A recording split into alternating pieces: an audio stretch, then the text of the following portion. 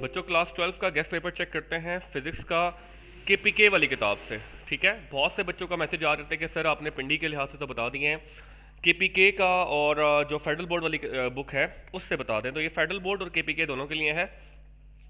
और बच्चों आपके पास जैसे मैथ का पेपर आया था, तो मैथ का पेपर इंतहाई मुश्किल आया था, तो आपने कोशिश ये करनी है कि फिजिक्स के लिए भी आप लोग बलोचिस्तान बोर्ड की किताब को लाजमी रेफर करें शॉर्ट क्वेश्चंस के लिए। तो और एग्जाम्पल्स को, क्योंकि बहुत से बच्चे एग्जाम्पल छोड़ के गए हुए थे और पेपर में काफ़ी एग्जाम्पल्स आई हुई थी मैथ के पेपर में। एनीवे स्टार्ट करते हैं इन सब चैप्टर्स के लिए। पहला चैप्टर है यानी 11 है इलेक्ट्रोस्टैटिक्स।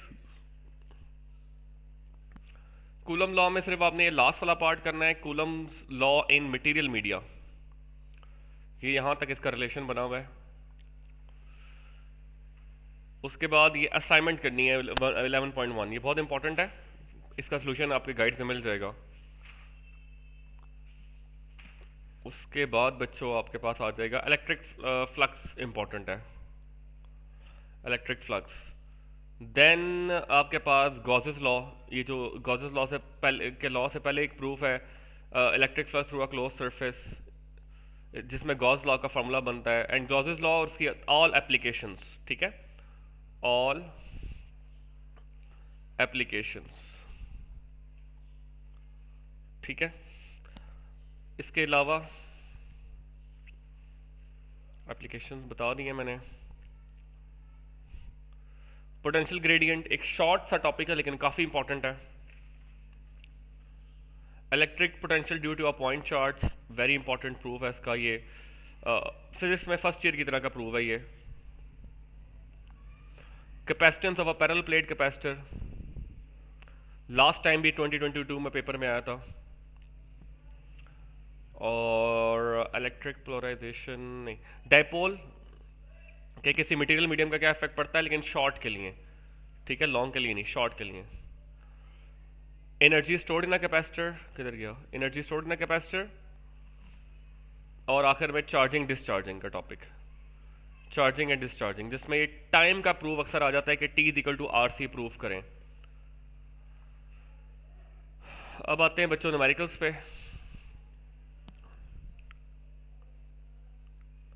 न्यूमेरिकल नंबर 1 इंपॉर्टेंट है, न्यूमेरिकल नंबर 2, न्यूमेरिकल नंबर 3, 4, 5, 6, 7, 8 और ये आखिरी आप छोड़ सकते हैं। तो पहले 8 न्यूमेरिकल, क्योंकि पहले चैप्टर में से लाजमी एक लॉन्ग क्वेश्चन आता है, तो इसलिए मैं स्पेसिफिक हो रहा हूँ कि आप लोगों ने न्यूमेरिकल सारे करने हैं, पहले 9 न्यूमेरिकल करने हैं, और ये बेशक आप छोड़ सकते हैं। ठीक है, और 12 करना है आपने, पहले 9 और 12 करना है। ठीक है, उसके बाद आ जाएगा आपके पास चैप्टर 12 करंट इलेक्ट्रिसिटी। इसमें आपके पास ओम्स लॉ के ग्राफ्स हैं, ये कि ओम लॉ ग्राफिकली कैसे इंटरप्रेट किया जा सकता है, ग्राफ्स।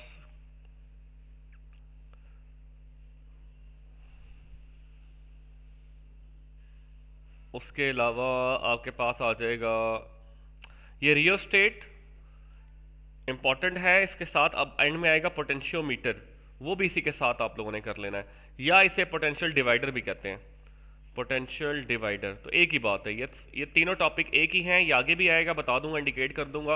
ये तीनों एक ही तैयार कर लेंगे तो काफ़ी रहेगा। अच्छा जी, इस ये क्वेश्चन आता है EMF यानी इलेक्ट्रोमोटिव फोर्स और पोटेंशियल डिफरेंस में क्या डिफरेंस है, इनके डिफरेंट पॉइंट्स बताने होते हैं। अच्छा जी, इसके बाद है मैक्सिमम पावर आउटपुट, इंपॉर्टेंट है। थर्मोकपल्स बहुत ज़्यादा इंपॉर्टेंट है, very very important.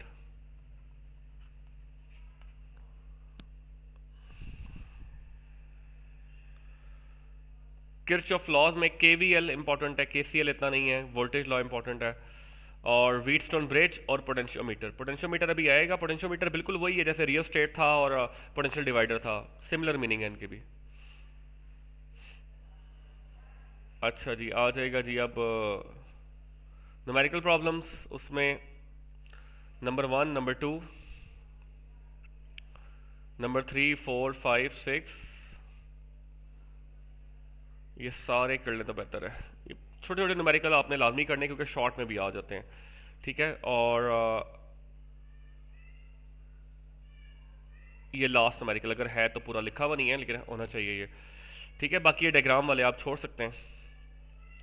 Electromagnetism chapter 13, पहला इंपॉर्टेंट टॉपिक है इसका proof. F is equal to I L B, force on a current carrying coil placed in a magnetic field. ये important है, इसका छोटा सा प्रूफ है, 4 पॉइंट्स हैं इसके। देन आपके पास बच्चों आ जाएगा magnetic flux, important Ampere's law. Ampere law बहुत दफ़ा आता है पेपर में, प्लस इसकी जो एप्लीकेशन है, एप्लीकेशन में वो आ जाता है सोलिनॉइड। ये काफ़ी ज़्यादा इंपॉर्टेंट है सोलिनॉइड का क्वेश्चन। ये पूरी एग्जांपल नीचे हुई भी है किताब में, आप देख लीजिएगा। एग्जांपल बच्चों लाजमी बार बार कह रहा हूँ, मैथ के पेपर में काफ़ी एग्जांपल्स आई थी, इस दफ़ा भी एग्जांपल देख जाना, ठीक है, आपको आइडिया हो जाएगा।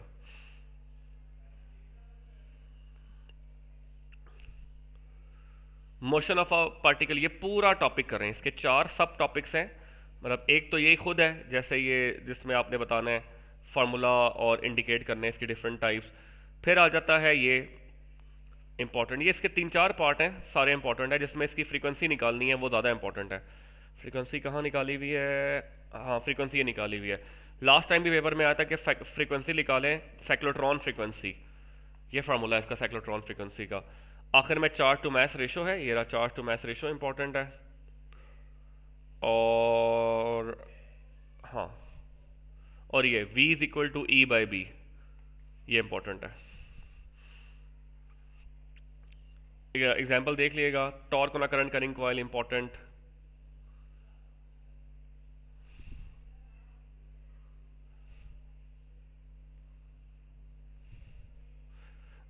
गैल्वेनोमीटर की जो कन्वर्जन है वो बहुत ज़्यादा इंपॉर्टेंट है, अभी आएंगी कन्वर्जन। पहली कन्वर्जन गैल्वेनोमीटर से एमीटर में जाने की, और दूसरी है गैल्वेनोमीटर से वोल्टमीटर में जाने की, ये दोनों बहुत इंपॉर्टेंट है। अब आगे इसके आप एंड पे चले जाएंगे, एंड पे आ जाते हैं जी। शॉर्ट क्वेश्चन सारे करें, शॉर्ट ये वाले भी करें और बलोचिस्तान वाली बुक से भी करें, उस आपको स्कॉलर या कॉलेज वाली की में मिल जाएंगे।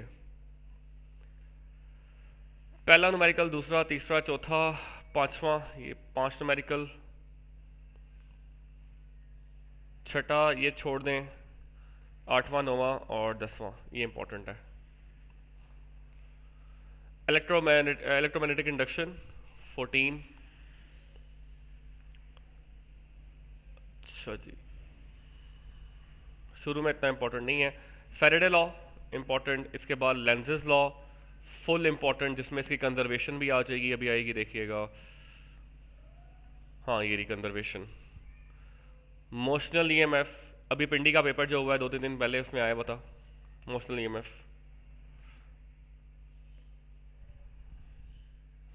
सेल्फ इंडक्शन और म्यूचुअल इंडक्शन दोनों करने, फैक्टर समेत। Mutual induction, eddy currents important है शॉर्ट टॉपिक के लिए। एसी जनरेटर, चैप्टर 1 और चैप्टर ये वाला जो अभी मैं बता रहा हूँ इलेक्ट्रोमैग्नेटिक इंडक्शन, ये बहुत ज़्यादा इंपॉर्टेंट है पेपर पॉइंट ऑफ व्यू से, इन पर ज़रा ज़्यादा फोकस करके जाना है बच्चों आपने। एसी मोटर, अच्छा बैक ईएमएफ शॉर्ट नोट के लिए। ट्रांसफार्मर पुराने ज़माने का है, देख लिएगा, ईजी सा है लेकिन आ जाए तो फिर कुछ ना कुछ लिख लिएगा इसमें। न्यूमेरिकल्स पहला दूसरा नहीं है, 5वां बहुत इंपॉर्टेंट है, 9वां 8वां इंपॉर्टेंट है, 5वां और 9वां 8वां। 15 अल्टरनेटिंग करंट, इसमें सबसे पहला टॉपिक जो इंपॉर्टेंट है वो है RMS value, very very important.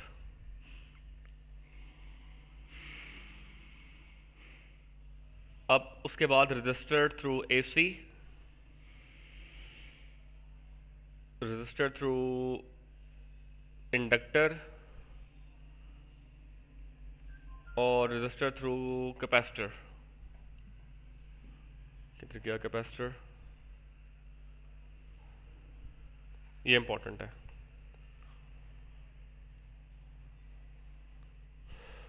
फिर आरसी और आरएल सीरीज सर्किट, ये आर एल हो गया, आरसी आएगा अभी,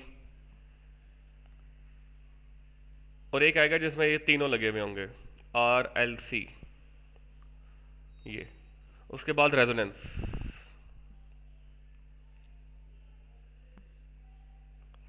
इंपॉर्टेंट है बस। इसके बाद आप चले जाएंगे नेक्स्ट चैप्टर पे, पेज 194, पेज 195। ठीक है, ये कनेक्टेड आ गया यहाँ पे।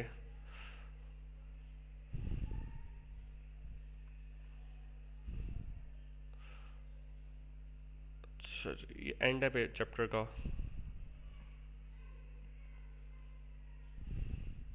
न्यूमेरिकल्स ये सारे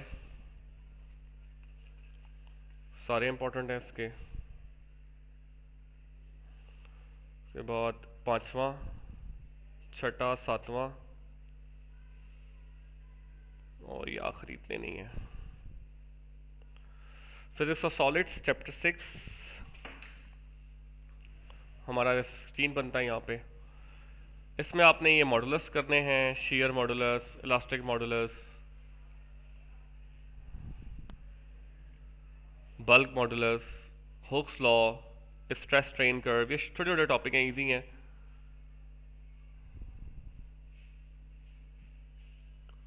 देन साथ आपके आ जाएगा एनर्जी बैंड थ्योरी, इंपॉर्टेंट है ये, इजी से आपने इनको गो थ्रू लाजमी करके जाना है पेपर के लिए।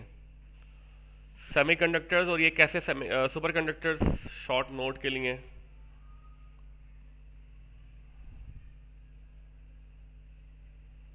और ये 3 डेफिनेशन लाजमी। पैरामैग्नेटिक सब्सटेंसेस कौन सी होती हैं, डायमैग्नेटिक सब्सटेंसेस कौन सी होती हैं, फेरोमैग्नेटिक सब्सटेंसेस कौन सी होती हैं। ये फेरो था, ये डाय है, और ऊपर पैरा था।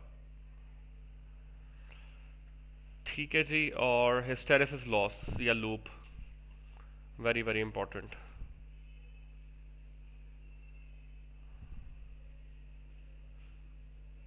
इसके बाद अच्छा जी, इसके जो न्यूमेरिकल्स हैं वो आपने पहला दूसरा करना है, और आपने बस पहला दूसरा करना है। इसका आते नहीं है लेकिन आपने एहतियातन देख लेने हैं। इलेक्ट्रॉनिक्स, इलेक्ट्रॉनिक्स में बच्चों आपके पास आ जाएगा पी टाइप और एन टाइप कैसे बनते हैं। हाँ, सेमीकंडक्टर, जिसमें पी टाइप सेमीकंडक्टर और एन टाइप सेमीकंडक्टर दोनों आपको आने चाहिए। ये एन टाइप है और आगे पी टाइप है, यस ये वाला, ये दोनों बनाने आने चाहिए, पता होना चाहिए इसमें क्या होता है, और पी एन जंक्शन का कॉन्सेप्ट होना चाहिए। ट्रांजिस्टर होगा आगे, rectification, very very very important long question, full wave भी और हाफ भी। ठीक है, इसकी 2 टाइप्स होती हैं, फुल वेव और हाफ। ये फुल वाली ज़्यादा इंपॉर्टेंट है। ट्रांजिस्टर इंट्रो इसका। इसके बाद कॉन्फ़िगरेशंस लाजमी करके जाइएगा आप लोग, जिसमें कॉमन इमिटर बेस है, कॉमन बेस इमिटर है, एक कॉन्फ़िगरेशन आनी चाहिए। And last topic transistor as an amplifier, बाकी इतने इंपॉर्टेंट नहीं है उसमें। न्यूमेरिकल्स इसके आप लोग करेंगे जी 3 ही हैं, तो ये तीनों कर लिएगा। आसान से फार्मूले लग रहे हैं एम्पलीफायर के या ट्रांजिस्टर के। 18 मॉडर्न फिजिक्स, मैंने क्या बताया था जी, चैप्टर 1, फिर वो जो इलेक्ट्रोमैग्नेटिक इंडक्शन चौथा चैप्टर बनता है शायद, 14 बनता है शायद हमारा, ये 11 होता है, ये 14 और ये 18। ये 3 चैप्टर जो है ना इस किताब का दिल है या जान है, जो भी कहना है आप, ये बहुत ज़्यादा इंपॉर्टेंट है। इन पे ज़रा ज़्यादा फोकस करके जाना है आपने, कहने का मकसद ये है। ठीक है, इन पे ज़्यादा आपने तवज्जो देके जानी है। ठीक है जी, इसमें करना क्या क्या है वो देखते हैं। इनमें डिफरेंस पता होना चाहिए आपको सर के इनर्शियल और नॉन इनर्शियल फ्रेम में डिफरेंस क्या होता है। इस प्रिंसिपल क्या है, स्पेशल थ्योरी रिलेटिविटी के 2 प्रिंसिपल्स हैं, पहला कौन सा है और दूसरा कौन सा है। दूसरा ये लिखा हुआ है, पहले दोनों पता होना चाहिए। ये जो स्पेशल थ्योरी ऑफ रिलेटिविटी के कॉन्सिक्वेंसेज हैं, उनके नतीजे जो हैं वो आपको आने चाहिए, कौन कौन से थे शॉर्टली, नॉट इसको डिटेल में जाए बगैर, आपको तो पता होना चाहिए इनके बारे में। इस चैप्टर का जो 3 मोस्ट इंपॉर्टेंट टॉपिक हैं वो अभी जब आएंगे बताता हूं मैं आपको। Wine displacement law, Stefan Boltzmann law short में और ऑब्जेक्टिव में, शॉर्ट एंड ऑब्जेक्टिव इनका फार्मूला और इनका यूनिट फार्मूले में जो यूज हो रहे हैं वो है जी 3 चीजें। एक है ये फोटो इलेक्ट्रिक इफेक्ट, ठीक है, फोटो इलेक्ट्रिक इफेक्ट सारा, कॉम्पटन इफेक्ट सारा,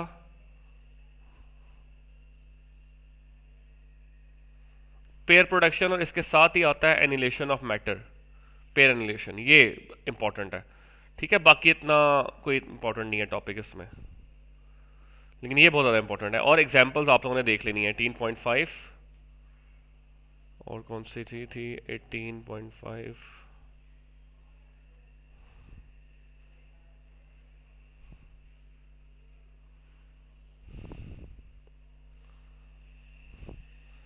अच्छा न्यूमेरिकल पे आ जाते हैं इसके।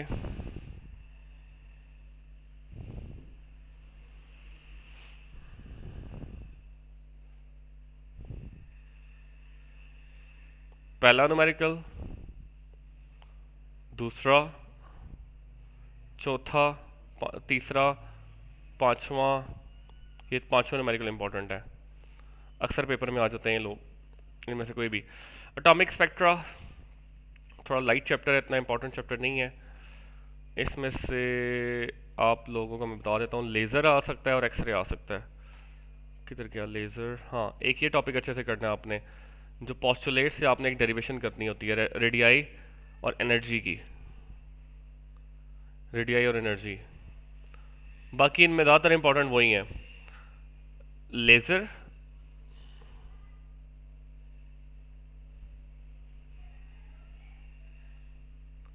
डी ब्रोगलाइव, हाँ ये वाला टॉपिक, ये पोस्टुलेट को यूज़ करके आपने एक फार्मूला बनाना होता है, ये वाला। अच्छा एक्सरे और लेज़र, बस इसमें से सबसे ज़्यादा फोकस आपने इन 2 टॉपिक पे करना है।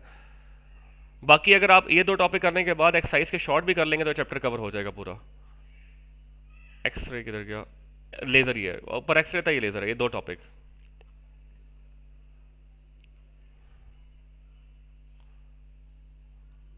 बाकी numerical problem first, second, fourth, fifth और sixth. Last but not the least, nuclear physics,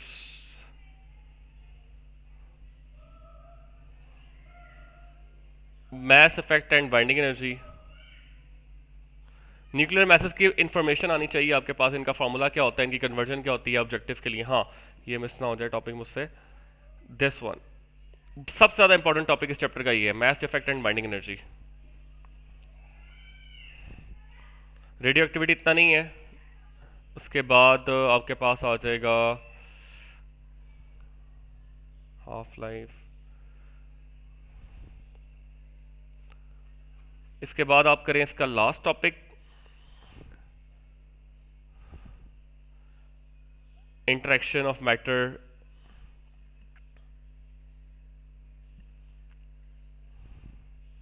building blocks of matter, जिसमें बोसॉन्स हैं, नई चीज़ है ना, नई चीज़ के बारे में ज़्यादा पूछा जाता है, लेप्टॉन्स, हेड्रॉन्स, कलर चेंज इनका कैसे होता है और इनकी वैल्यूज़ क्या होती हैं, ये कैसे बनते हैं, तमाम मतलब ये बिल्डिंग ब्लॉक्स ऑफ मैटर लाजमी करना है।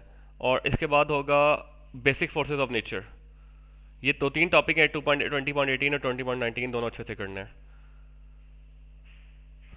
न्यूमेरिकल्स पे आ जाते हैं इसके, न्यूमेरिकल पहला, दूसरा, तीसरा, उसके बाद आपके पास आ जाएगा छठा और फोर्थ।